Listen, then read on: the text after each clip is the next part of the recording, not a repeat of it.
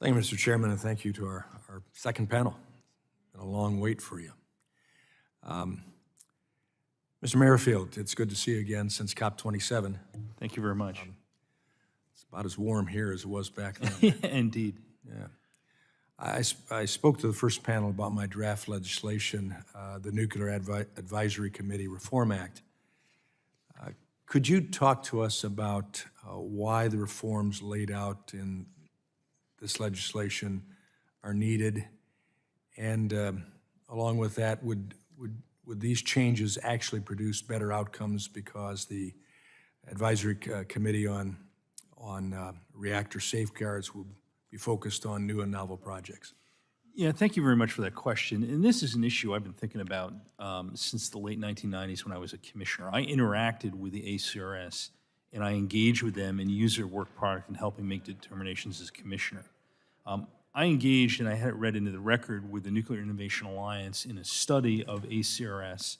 We interviewed over 40 individuals, most of them former NRC commissioners, senior staff, ACRS members, and others, and came up with a series of recommendations, not to get rid of ACRS, not to take away from the work it does on behalf of the commission and the public, but to really target them to the most important things that they need to be doing in order to enable the commissioners to make sound decisions about the technologies that we're moving forward with, and to do so in a manner that was going to be efficient and effective. And the recommendations that you've included in your legislation are consistent with what that attempted to achieve.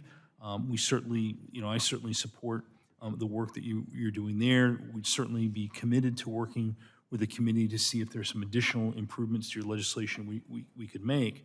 But at the end of the day, I think the commission needs to be granted the authority, which it currently doesn't have under the Atomic Energy Act, to have some flexibility about how it deploys the ACRS to really look at the most technically difficult issues and free up some time for them to focus on that and remove the current requirement that they have to review, in some cases, relatively mundane licensing areas where they don't frankly add value.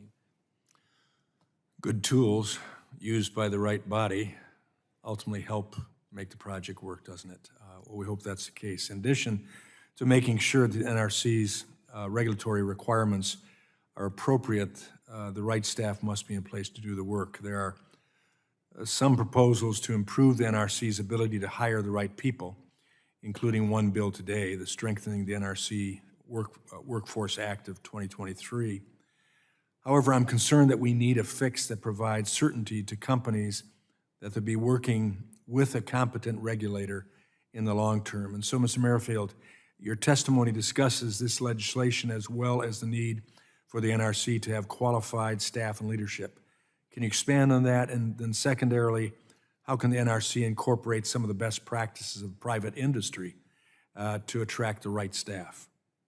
The NRC, thank you. The NRC is challenged right now. They have a retiring workforce. Frankly, as I mentioned, I think they have lost some of their technical capabilities as a result of that.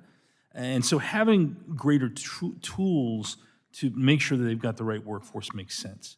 I've looked at the Securities and Exchange Commission, FDIC, and others. There are other financial institutions which have been given greater flexibility to hire their workforce, not simply at the entry level, but all the way up through senior management to make sure that there's an appropriate workforce that is encouraged and employed.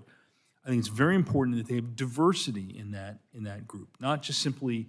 I think they ought to be considering people who do have industry experience, who do have experience in other departments and agencies, because that was the kind of diversity we had when I was a commissioner, and I think frankly the NRC needs more of it. I do have a few concerns. I agree with the intent of the strengthening the NRC Workforce Act. I'm a little concerned about the authorities vested solely in the chairman. I think those decisions should be with the commission as a whole. The limitations on the timing of that authority is somewhat limited. There may be reasons of which I'm not aware, maybe budgetary. I think those authorities should be given to the NRC for a longer period of time. And I think certainly it would probably be worth considering having the Government Accountability Office and perhaps OMB engage in dialogue about other tools that might be useful to enhance the ability of the agency to have what they need to attract a talented and capable workforce. Thank you. My time has expired. I yield back.